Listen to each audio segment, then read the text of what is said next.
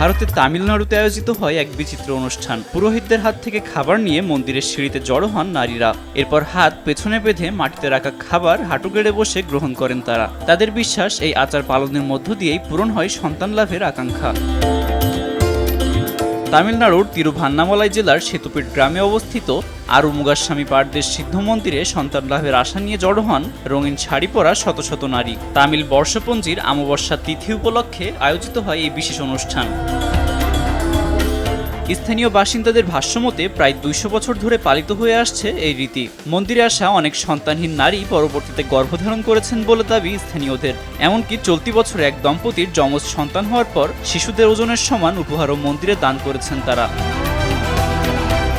তামিল আধ্যাত্মিক ঐতিহ্যের সঙ্গে জড়িয়ে আছে এই মন্দিরের ইতিহাস। ভক্তদের বিশ্বাস, মন্দিরের একজন সিদ্ধ ব্যক্তি জীব সমাধি অর্জন করেছিলেন। বংশ পরম্পরায় চলে আসা এই আচার আজও টিকে আছে বিশ্বাসের জোরেই। তাই তো প্রতি বছর হাজারো নারীকে টেনে আনে এই মন্দির সন্তান লাভের অলৌকিক বিশ্বাসে।